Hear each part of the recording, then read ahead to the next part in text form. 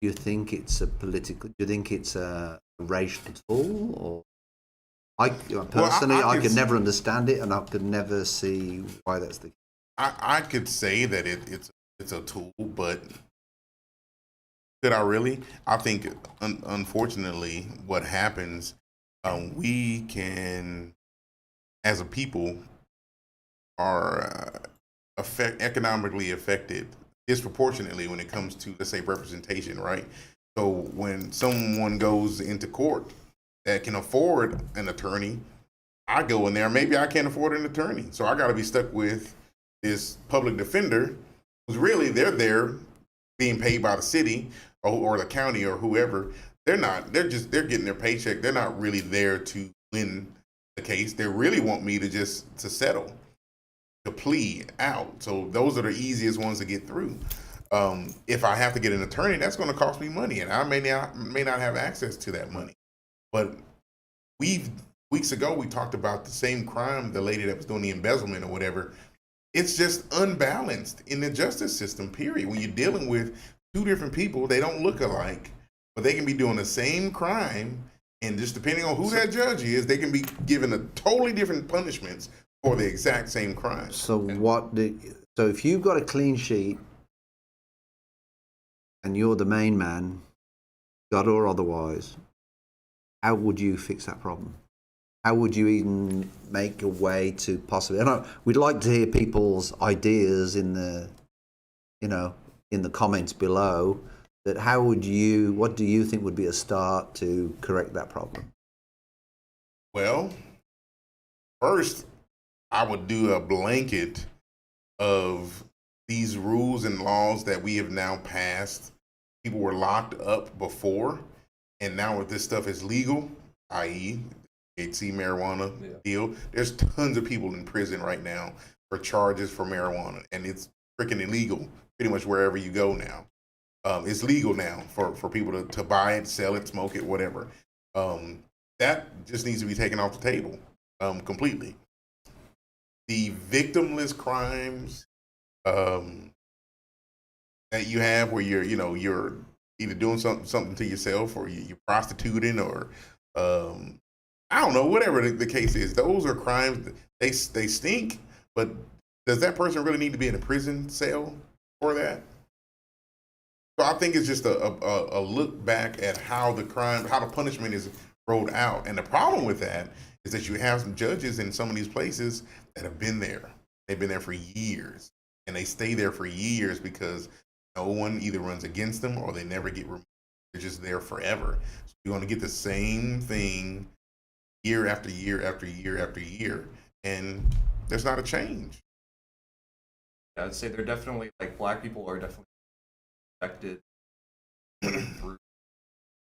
That's how, like, if you back in like the 70s and the 80s, that's how the CIA got involved with a lot of these poor communities, is they were trying to help them drugs in there so that they could arrest these. Well, there's been proven cases areas where the police have actually done that. I mean, different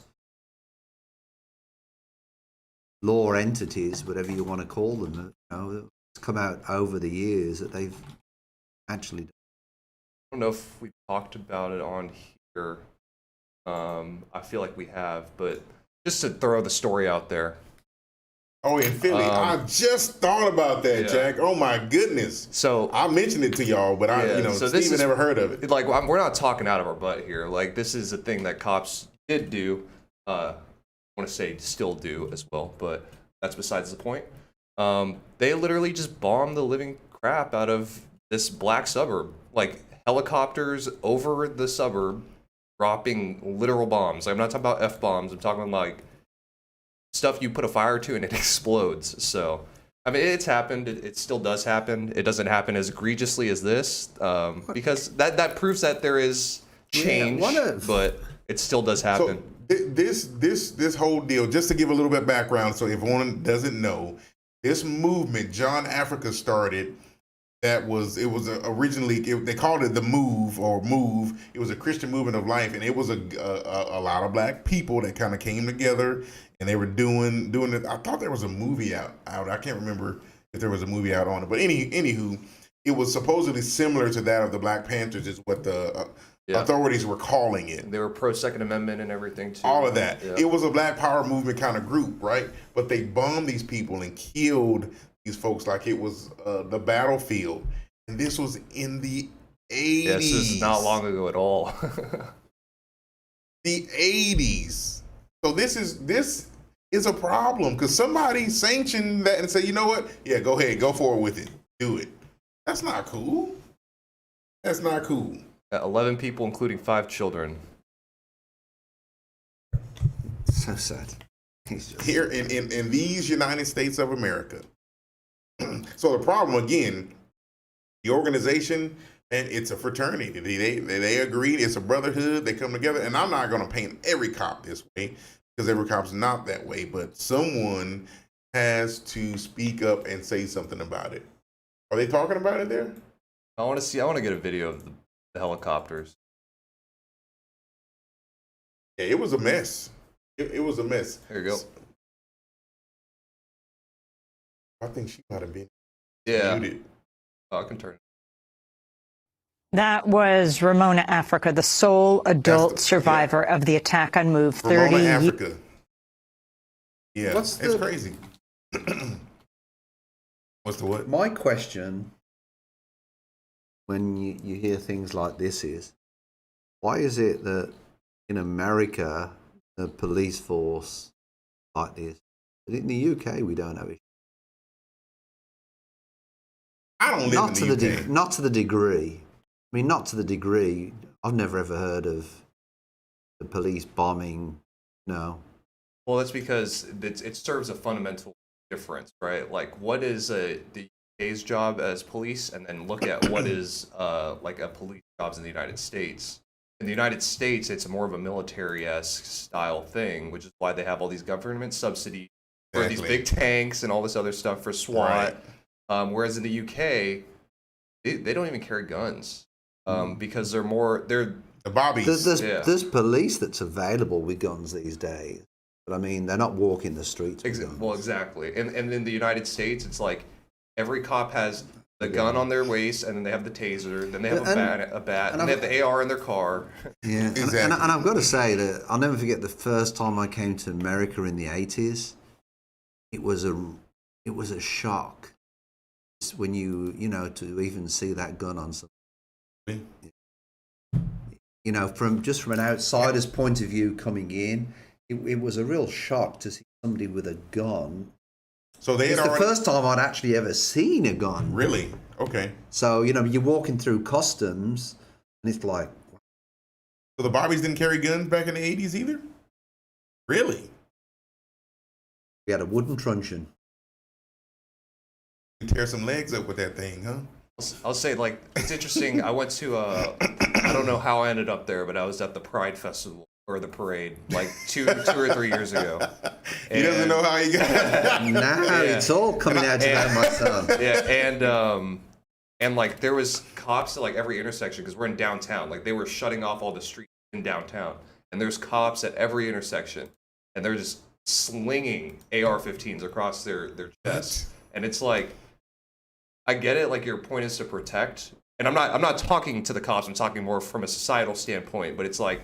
It's crazy how like that is what we need to feel safe now. It's like you need militarized individuals with rifles. But the role of the police is, I thought it was protect and serve. It is, but some of them wear that badge and they think that we're beneath them. Yeah. And they're the authoritarians when really, man, listen, you're here to protect me. Do you think psychologically it's a good thing? My understanding is that most police officers come from the. Do you think that's a good start for a policeman? Because I think there's good and bad with that. Well, there is only because I think there needs to be a level of training that's there. That for the individual that's becoming the police officer, and there's a bit of discipline. I think being in the military, serving our country, you do learn that part about discipline, but sometimes you might have some folks that have dealt with some things and maybe they don't handle it perfectly because you're not in a war zone so to speak every single day. Well, I guess depending on the neighborhoods you control, you could be, but nevertheless, man, I think training isn't long enough for to become a police officer. I think it's 6 months or so. You can just go through it and you're out there on the streets patrolling with a gun and everything else. So, it's also like the narrative that is formed while you're going through all this, like the message that the organization is sending to you as you're being indoctrinated into the system. Right. It's like, as an American, if you join the Marines, right, from like 2005 to 2000 whatever, the story was you're going over there for freedom, to protect your freedom and all this other stuff. But what did you end up doing? You're pretty much colonizing a foreign land for oil. But it's like this whole narrative is like a big game changer in it. And a lot of that is formed through video games like Call of Duty. Right. You know, and like what you see in Hollywood with Transformers, you know, when you see the military, you think of like, cool, like these guys are protecting and all this other stuff. Yeah, well, I take back what I said because I've just looked it up and it says only 19% of police officers are originally veterans. Which is worse.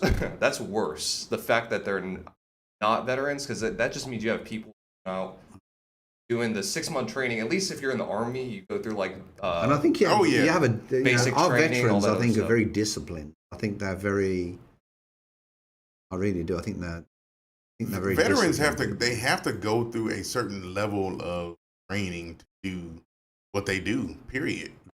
And I'm not saying you don't get a few that are kind of out there, but it's a commitment to serve the country, and you're in there for when you sign up. It's not this I don't want to do this anymore. No, you got to serve your term. Yeah, you're on a contract, and you got to be there and do and go to whatever they tell you to do. You got to do it. So. And then also it's got in here, those 6% of general population has served in the military, 90% of police officers, veterans. And here's another thing. Here's another element that you don't even always think about. When you go into the military, it's diverse. You're going to have people that don't look like you. You're going to be sharing slop buckets. You're going to be sleeping with people.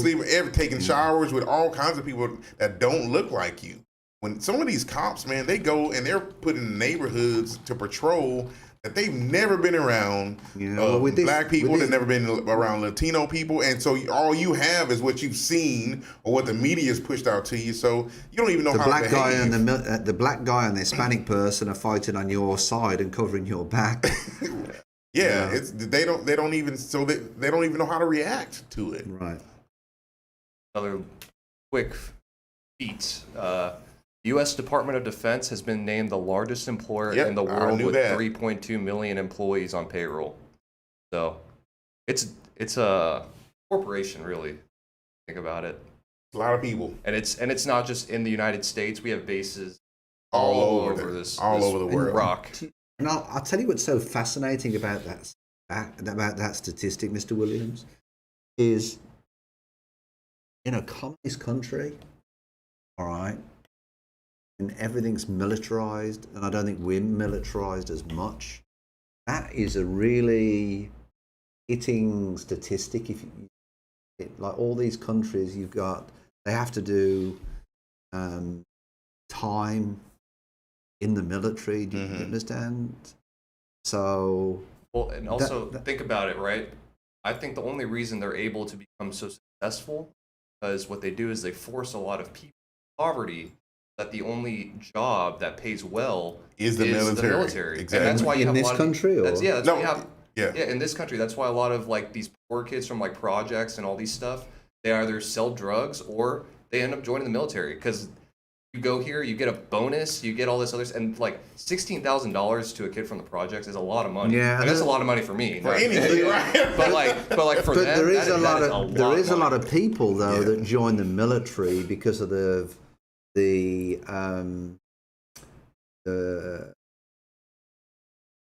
get college education. Because they get the bonuses like paying for if you want to be a dentist. But that's what I'm going to school. But that's like part of the sales pitch. It's like, hey, you join the military, you'll get to go be a doctor and do all that other stuff, which is not the case. 90% of the time. Carolyn, my wife, she teaches dentistry at one of the universities.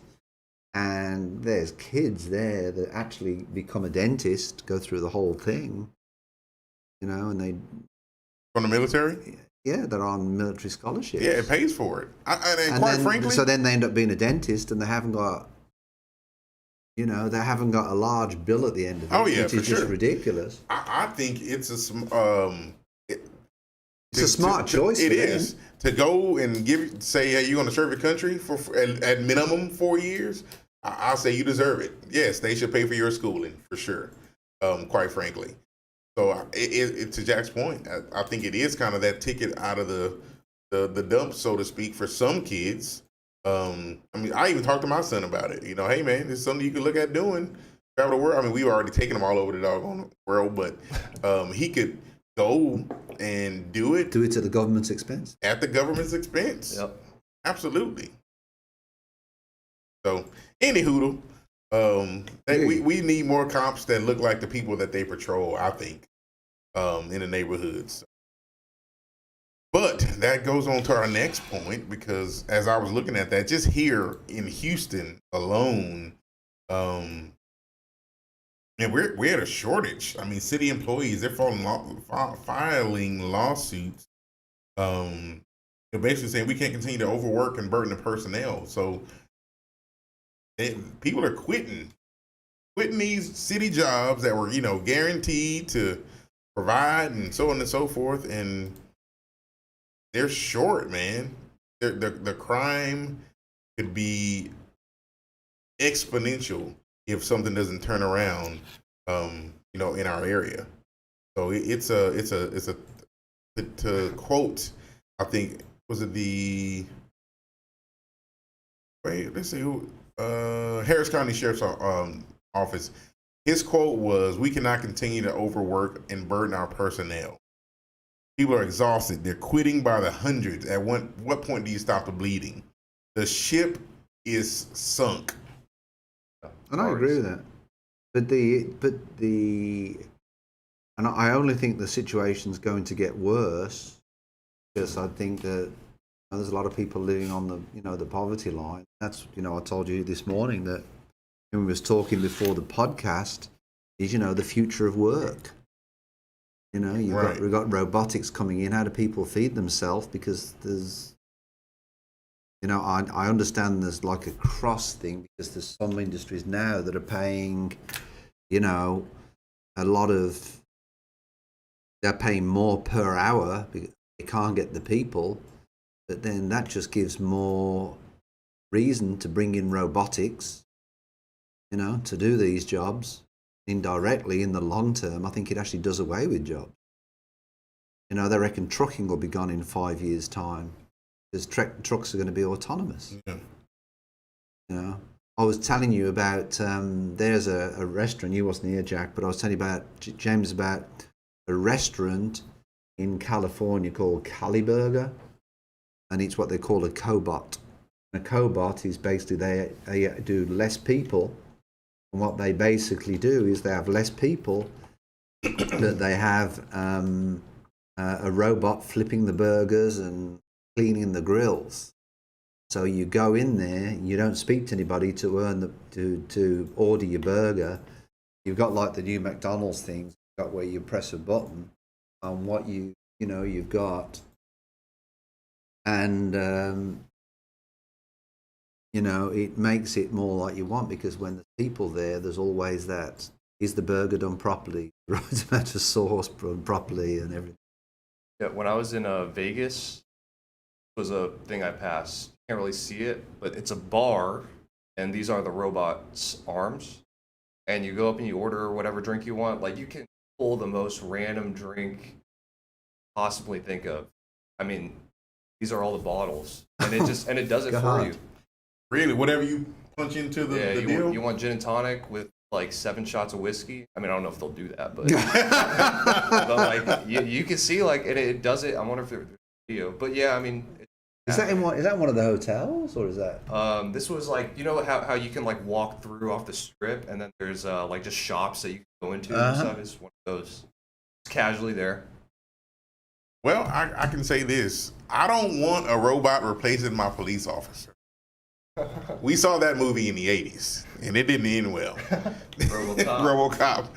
Yeah, so I mean, it's it falls back on the leaders, in the city. Hidalgo, this judge, of course, they've been on her. We've had, year after year of these failed inspections and them going to the commissioner's court to ask for more personnel, and nobody's done it. And he's kind of at the point where it's like they don't care about getting anybody in there. So if you're looking for a job, I know we just talked about experience, but man, they need help. Yeah. I mean, he went on to say, and I couldn't believe he said this, and this is my I know what you're about to read. I was like, that's the biggest self-report I've ever seen. Ladies and gentlemen of Harris County, if you get robbed, raped, or shot, hold your breath and pray, because we don't know if we have the personnel to respond. And I thought this was interesting too, this part right here where it says, let me tell you how bad it is. We have detention officers that are soiling themselves. And I'm going to be honest, I don't believe this. I don't either. I just don't believe that. You're a grown person. Yeah. If I'll tell you right now, if I got to go too bad during this podcast, I'm getting up and walking out. Perhaps he works at Amazon as well.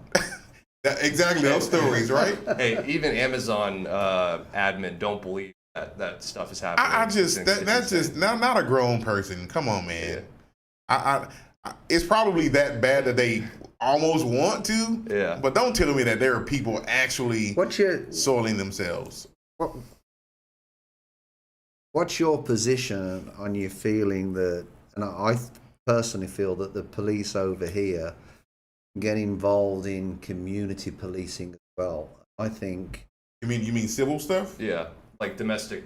No. Community policing. What do you mean? So in other words, in Europe, what we do is we have community officers. So what they do is actually go into the area, they talk to people to try and get rid of the divisions in some of the areas. Like there's a lot of black kids, if you want to, that don't want to approach a policeman because, they feel that, are they going to arrest me? Or, I told you about, the black talk they have, with the cars and stuff. So there's an outreach program where the police and some social workers will get out there to try and breach some of them gaps. Do you think that, because at times I feel that at times that's what the police do over here. They get involved in, they need to maintain the law, but at the same time there's some community things that they do that they shouldn't really be doing. It's not really their job to be.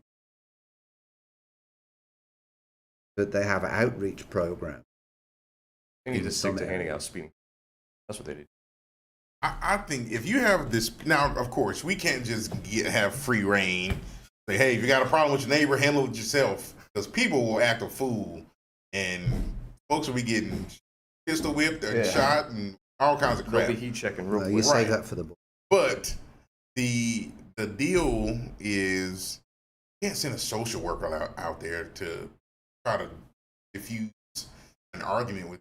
I think no. It's not so much that. It's just to try and keep kids away from, drugs or whatever it is. I think those programs can exist in the city for sure. I mean, it's like in even in the States, actually, in some cities, they've got things where like after school programs. Oh yeah, sure. Where it try to keep the kids out of problems. Big Brother, to give Little them Sister organization. I think that's so admirable. Absolutely. I think that does to me the complete opposite of how to do. I think the programs where they teach against drugs actually form those kids too. Because when I look back on it, I didn't even think about doing any of that. I was told by them, don't do this. It wasn't ever like, I want to do that, And then, actually, they're telling me not to, so I'm not going to. The point when I came across drugs is when other kids were bringing it around me. And I think the deeper question there is, why do kids have drugs? That is a question. And usually it gets from their brothers, their sisters, or even their parents in some instances. So by having them after school programs, would it keep them away from that? I mean, that actually goes back to a point that you brought yesterday, is when you say, parents need to do more. Oh yeah, or be allowed to do more. But I'll tell you what, Vito Corleone wouldn't have someone bringing around drugs around the kids. Who? Come on, man. Come on. Y'all don't know who Vito Corleone is? No, I've never seen this guy. Not a clue. Come on, the Don. Oh, the Godfather. The Godfather. Yeah, the Godfather. Come on. I've never seen it. He wouldn't have. Jack, you have never seen The Godfather. No, I'm not a movie guy. Your assignment today is to go home and watch one of the greatest movies ever put in creation. But anywho, yeah, I mean, it falls back on, like you said, how are they getting the drugs? How are they even getting them? And why do you want to take them? Yeah, absolutely. Absolutely. And then I think, and even to throw this in there, it's the same thing with like school shootings. And the problem's not the drugs or the guns. It's why do you want to shoot up the school? It's the psychology behind exactly it happening is what needs to be So how would you stop brought it? up. School shootings? We'll find out why it's happening. I don't think I don't think us as a society have looked, find out why it happens. Every time it happens, the left and the right just go back and forth over what was Gun the laws. reason about gun laws. No one ever does studies into the psychology Ever. of the kids, of the mental health of the student body. For example, I bet all those kids were getting bullied, and I bet none of the school or the system, they probably did something, but what did they actually do? They probably just told the kids like stop, gave them a detention or something. I think it was all preventable down the line. I would agree with that. People just overlook it, especially teachers. And defense of the teachers, they get underpaid for like half the stuff they do. So I do blame them, but at the same time, it's like there's a reason it's happening, and we're just overlooking it. Yeah. Because we want to talk about the gun didn't kill anybody, the kid killed somebody on CNN and I all agree. these TV networks. I agree, but we get on, like you said, we fight about it, and Thoughts and prayers, and then it happens again. That's it. That's it. That upsets me so much, though, in the sense my thoughts and prayers are with everything. We'll do something good. That's how you... If your thoughts and prayers are really in it, you would do something about it. But most of the time, people just say that because it just sounds like the right thing to say. It's comforting at the time. It's like the knee-jerk reaction Exactly. to stuff like that. So, well, I don't know what we do to fix it. If you get to a position to where you want to do something, you